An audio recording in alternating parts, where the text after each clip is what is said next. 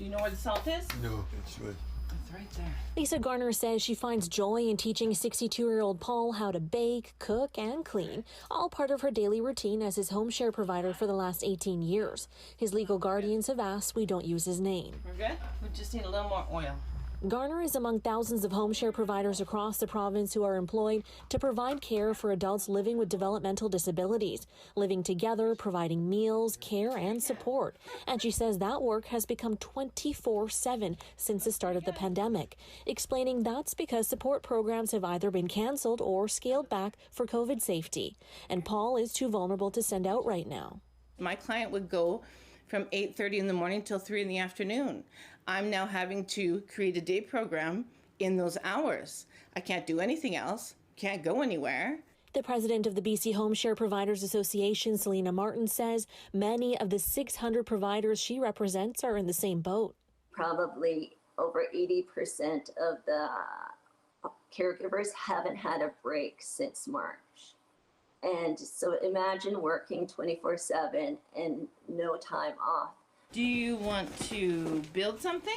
She says arts and crafts like Garner is doing here with Paul would usually happen at the daytime programs, and caregivers would be working a different job. But now, for many home share providers, they live with no break, and they say they're not receiving extra pay for it. And the association is calling on the province for more emergency funds and aids to compensate for this. We need to have respite homes and emergency beds available. We can't find workers, or if we do find workers, often we are paying the worker more than we are paid per day. The province says it provided more than $15 million in extra support funding from April until August. Garner received $1,200 a month for that time, putting the dollars towards Paul's needs. But while the funding has since stopped, Garner says her devotion to Paul has not.